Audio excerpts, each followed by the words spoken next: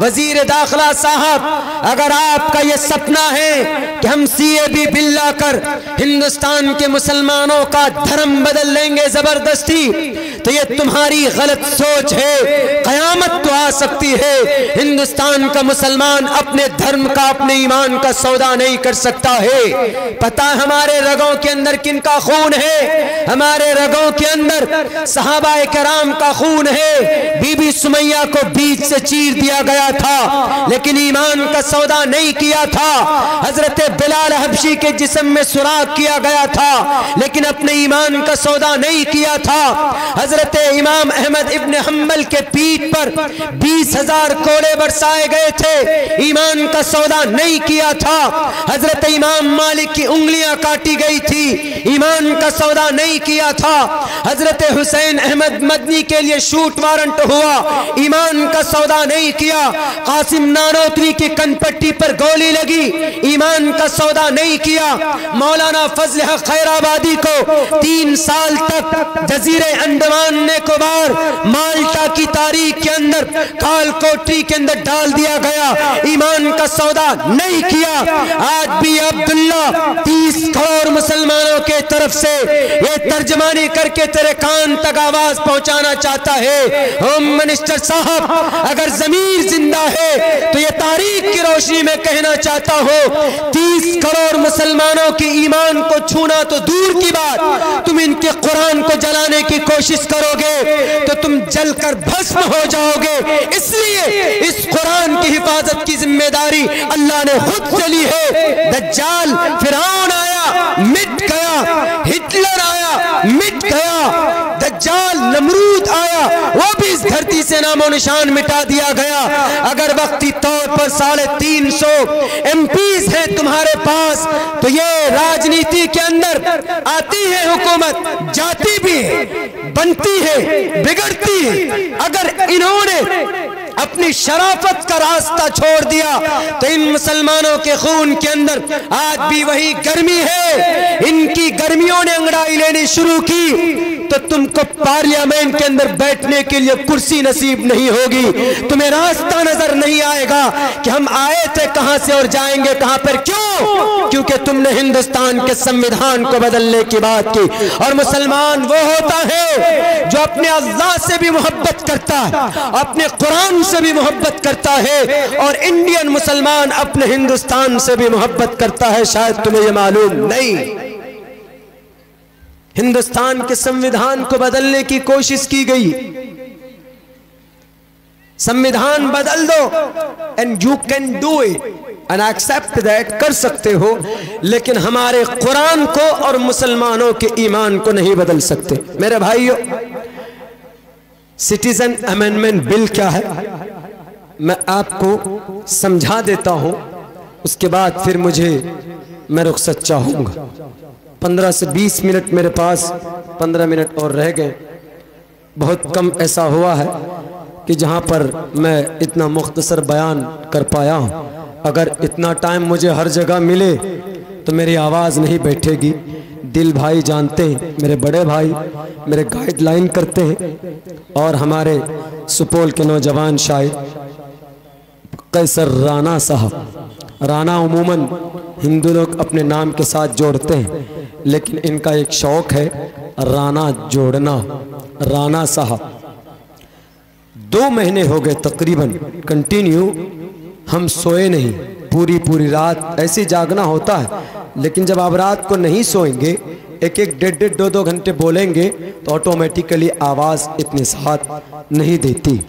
और हम फिर एक फील्ड अलग से जुड़े हुए, राजनीतिक की फील्ड में भी है। आपके जो MLA साहब आए थे, हम लोगों ने उनके लिए बड़ी मेहनत भी की थी और दुआ भी की थी। दुआ इसलिए की थी, ज़रूरत है। प्रोटेस्ट से, एहतजाज से हम अपनी बात ज़्यादा नहीं मनवा सकते, लेकिन जहां बिल पास होता है हमें वहां पर अगर हम खड़ा हो जाते हैं तो हम किसी भी बिल को रोक नहीं, हम बिल को फाड़ सकते हैं, जैसा कि बैरिस्टर असदुद्दीन अवीसी ने फाड़ा। सामने कहा था, आप ये नहीं कहिएगा कि दस्तारबंदी का जलसा सियासी बात कर रहे हैं। मुझे सिर्फ एक सवाल का जवाब दे दीजिए, क्या सियासत का ताल्लुक इस्लाम से नहीं? मेरे नौजवान उलमा बैठे, हजरत उमर फारूक सबसे पहले पीएम थे कि नहीं थे? जिस मुल्क में हम बसते यहाँ पर दो कानून हैं, एक अल्लाह का कानून है, एक हिंदुस्तान का संविधान है। और हिंदुस्तान के संविधान के मुताबिक हम पॉलिटिक्स में आ सकते हैं, सियासत में आ सकते हैं। जब तक अच्छे लोग नहीं होंगे तो बुरे लोग तो आएंगे इस सियासत में। इसीलिए अब वक्त है अच्छे लोगों का, कलिमा पढ़ने वालों का पॉलिटिक्स में आना। क्यों? अभी जो बिल पास हुआ, जिन पार्टियों को हमने अच्छा समझा उनके मेंबरान ने ही इस बिल को पास करवाया। बिहार के अंदर दो बड़ी पार्टी, उनकी पार्टी के टोटल मेंबरान ने इस बिल को पास करने में वोट किया। वो चाहते तो वो कह सकते थे कि नहीं, मुस्लिम भाई हमको सपोर्ट करते हैं, हम इनके खिलाफ बिल पास नहीं होने देंगे। चाहते तो कर सकते थे, लेकिन नहीं।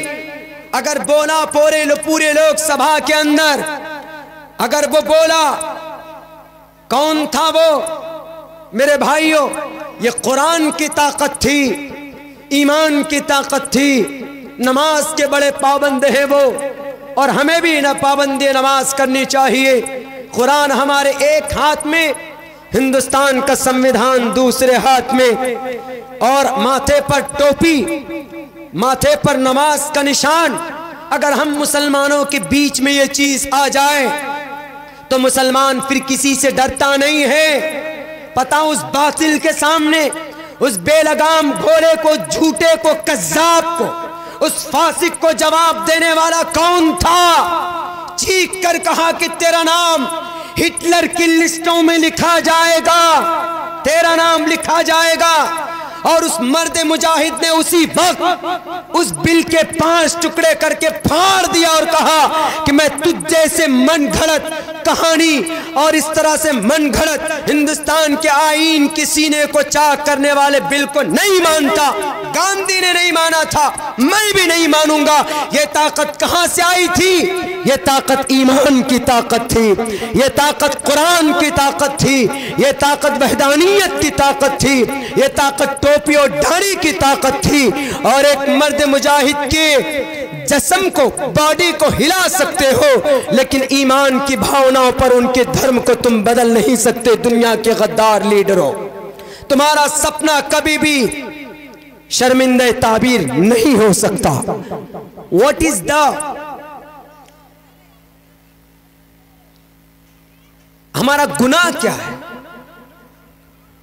हमने गुनाह कौन सा किया है जो इस तरीके से हम लोगों को कसा जा रहा है, परेशान किया जा रहा है?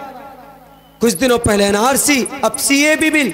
और मैं आपको बता दूं, ये जो सीएबी बिल है ये बहुत जबरदस्त है, इतना जबरदस्त है, मैं बता दूं आपको। सीएबी बिल बहुत से लोग नहीं जानते हैं। सड़कों पर कहीं प्रोटेस्ट किया जा रहा हो तो हम लोगों को बढ़ चढ़ कर हिस्सा लेना चाहिए। और अगर कोई सपोर्ट कर रहा हो पार्लियामेंट में, लोकसभा में, राज्यसभा में, तो हम लोगों को उसकी मदद करनी चाहिए। अब से पहले भी, परसों भी मैंने सीएबी बिल का खुलासा किया था, मैं आज को बता देता हूँ। कुछ ज़माने पहले हिंदुस्तान के अंदर ज़बरदस्ती एक तहरीक चली थी। कौन सी? ज़बरदस्त धर्म बदलना, धर्म परिवर्तन, लेकिन वो कामयाब नहीं हो पाए थे। And that time they were not the successful. उस वक्त उनका आइडिया बिल्कुल ख़त्म हो गया था। अब उन्होंने ये सोचा कि हिंदुस्तान के मुसलमानों को कैसे आधे में लाना है, इनको कैसे डराना है।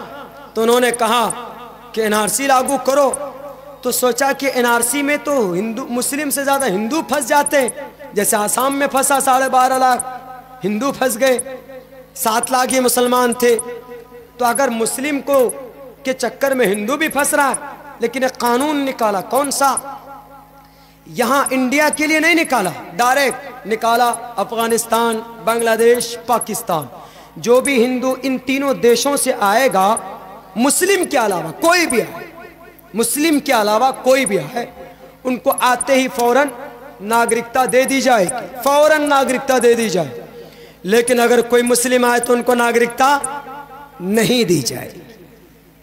ये डिस्क्रिमिनेशन है कि नहीं? डिस्क्रिमिनेशन का मतलब असबियत, भेदभाव। जो कि हिंदुस्तान के संविधान में भेदभाव ऐसा कुछ नहीं। तो ये कानून पास किया। तो आप कहेंगे कि मौलाना पाकिस्तान, बांग्लादेश, अफगानिस्तान से कोई मुसलमान आए या ना आए, हमको उससे क्या लेना देना, हम तो हिंदुस्तान के मुसलमान हैं, हम पर तो कोई एतराज़ ही नहीं, हमको तो कोई प्रॉब्लम ही नहीं। अब देखिए बहाना इन 3 देशों का, अगर वहां से कोई हिंदू आए फौरन नागरिकता, कोई मुस्लिम आए नागरिकता नहीं, घुसपैठ।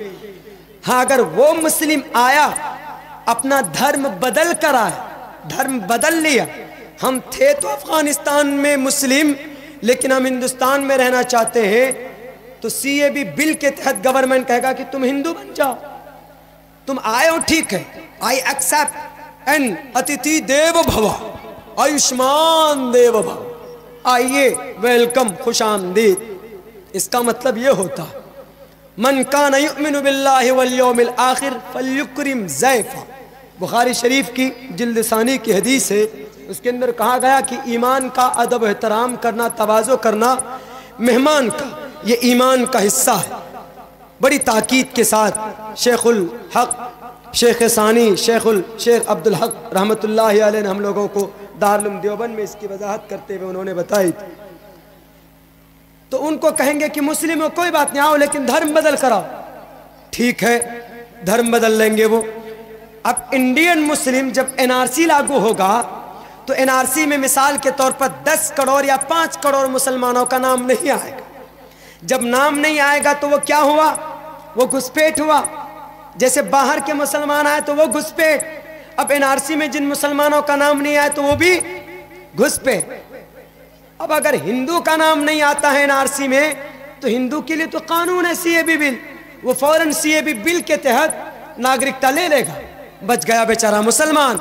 जिनका नाम NRC में नहीं है तो उनके लिए 2 ही रास्ता, एक रास्ता ये है कि CAB बिल के तहत तुमको हिंदू बनना पड़ेगा तब तुमको नागरिकता मिलेगी, अगर नहीं तुम मुस्लिम ही रहना चाहते हो तो तुम अपनी नागरिकता साबित करो।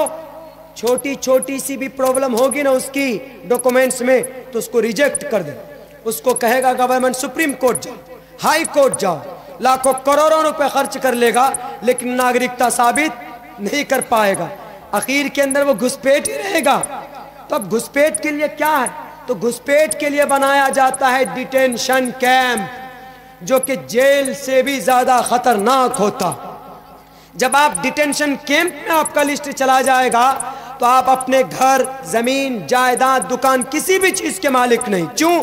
चूंकि आप इंडियन नहीं, आप घुसपैठ हैं, तो आपकी सारी चीजें जब्त कर ली जाएगी। लेकिन जब आदमी को डिटेंशन कैंप में जाने की बारी आएगी ना तो मुसलमान कहेगा कि भैया ऐसा है, मैं तो आ रहा हूं CAB बिल के तहत, मेरा नाम बदल दीजिए, मेरा नाम शंकर है, नाम अब्दुल रहमान होगा, लेकिन चूंकि नागरिकता लेना है कहेगा मेरा नाम शंकर, मेरा भगवान का नाम विष्णु, मेरे मंदिर का नाम महाकाली और मेरा बाप का नाम वासुदेव। अपना नाम सब कुछ बदल सदल करके अपनी प्रॉपर्टी और डिटेंशन कैंप में बचने से पहले ये अपना सब कुछ बदल लेगा। 30 करोड़ मुसलमानों में 15 करोड़ मुसलमान ऐसे हैं जो कमजोर ईमान वाले, जिनका शरीयत से कोई लेना देना नहीं, वो अपनी नागरिकता बचाने के लिए फौरन अपने धर्म को बदल लेंगे, वो हिंदू बन जाएंगे। यानी 1-2 महीने के अंदर हिंदुस्तान के अंदर 10 से 15 करोड़ मुसलमान मुर्तद हो जाएंगे, मुल्हिद हो जाएंगे। ये प्लानिंग है हिंदुस्तान के गवर्नमेंट की। इसीलिए हम चीख कर कहेंगे, अगर तुम्हें दुश्मनी लेनी मुस्लिम बादशाहों की वजह से, दुश्मनी तुम अगर करना चाहते हो तो तुम उन मुस्लिम पूर्वज बादशाहों से, उनसे तुम बदला लो। आज के हिंदुस्तान के मुसलमान तो दिलो जान से इस देश से मोहब्बत करते। अगर तुम कहते हो कि औरंगजेब ने मंदिर तोड़ा था इसीलिए हम हिंदुस्तान के मुसलमानों को उसकी सजा देंगे, तो एक बात भूल जाओ, इतिहास को तोड़ मरोड़ कर पेश करने की कोशिश की गई। मेरे पास वक्त नहीं, वरना मैं बितफसील आपको 1175 साल तक हिंदुस्तान के मुस्लिम इंपेयर ने जो हुकूमत की, उनकी तारीख क्या है, उनकी हिस्ट्री क्या है, उनका इतिहास क्या है, हिंदुस्तान के हिंदू भाइयों को जो सुविधा अकबर बादशाह के ज़माने में दी गई, किसी और बादशाह के ज़माने में नहीं दी गई। टोटल हिंदू भाइयों से टैक्स को माफ़ कराया, लेकिन ये सिर्फ दुश्मनी है। अगर तुम दुश्मनी की बुनियाद पर अगर ऐसा करते हो तो बेटे बना लो तुमको जितना कानून बनाना हो। मैं तो फिर भी तुम्हें कहूँगा कि इन अनाप शनाप बिल को पास करने से ज़्यादा हिंदुस्तान के 13 लाख नौजवान जिनको नौकरी नहीं मिली है उन्हें नौकरी दीजिए। किशनगंज के 1300 नौजवान ऐसे जिन्होंने सन 2011 और 13 के अंदर टीटी पास किया, बीएड पास किया, क्वालिफाइड हुए, या आज भी धान के खेत में धान कमाने पर मजबूर है। इनको नौकरी दो, कोई ऐसा काम करो कि जिससे हिंदुस्तान का भला हो। जिस दिन तुमने बिल पास किया उसी दिन हिंदुस्तान की अनाज मंडी, हिंदुस्तान की राजधानी दिल्ली की अनाज मंडी के अंदर उस फैक्ट्री के अंदर आग लगती है। 2.5 घंटे तक आग लगी रहती। तुम्हारे पास इतने आलात थे ही नहीं, ऐसी फैसिलिटीज नहीं थी कि उन 5 बिल्डिंग में फंसे हुए नौजवानों को, उन मजदूरों को बाहर निकालते। बिल पास करने के लिए तुम्हारे पास पैसे होते, और अगर कहीं किसी बिल्डिंग में आग लग जाए तो उस बिल्डिंग से मजदूरों को निकालने के लिए तुम्हारे पास कोई रास्ता नहीं।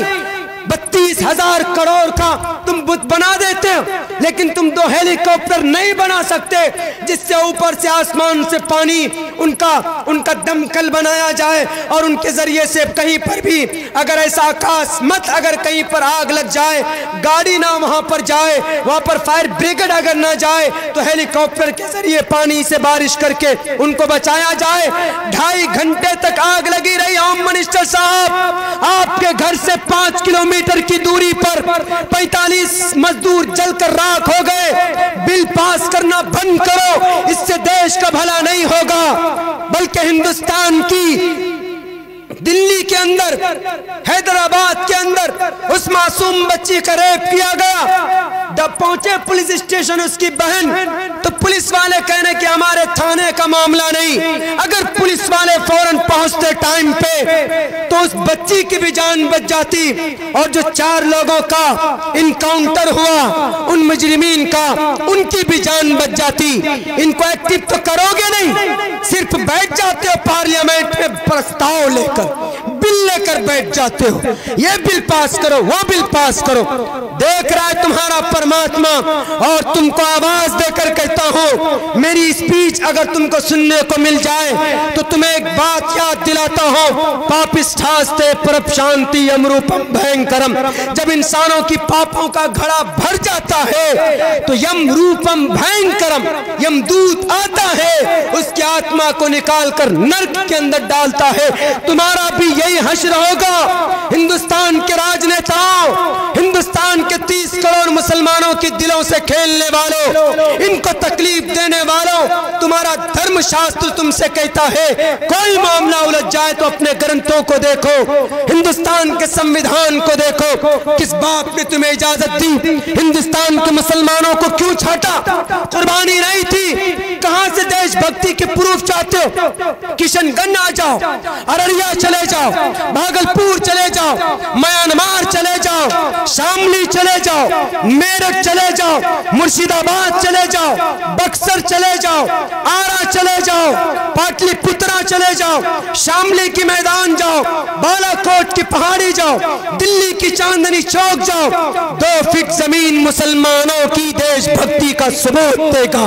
पूछो इन सावरकर के नेताओं से, पूछो इन कोटसे के चेलों से कि तुम्हारा प्रूफ क्या है। अगर प्रूफ ढूंढोगे तो हिंदुस्तान में नहीं मिलेगा। क्यों? 1925 में तुम्हारा वजूद हुआ, और मुसलमान 1925 से पहले इस देश को आजाद करने के लिए अपने खून की होली खेली थी, अपने खून को पानी से भी ज्यादा सस्ता किया था। अगर तुमको देशभक्ति की प्रूफ मांगे तुमसे कोई, तो तुमको लंदन जाना होगा अंग्रेज के पास, चूंकि तुम उन्हीं से तुम्हारा लिंक है। अपनी खैर मनाओ, इस देश के लोगों को परेशान मत करो। गद्दी पर बैठे हो, अच्छा इस्तेमाल करो अपनी ताकत का, अपने प्रशासन का, ताकि इस देश का भला हो और हिंदुस्तान के आवाम का भला हो। अल्लाह से दुआ करता हूँ कहने सुनने से ज़्यादा अमल की तौफीक अता फरमाए। अस्सलाम वालेकुम रहमतुल्लाह।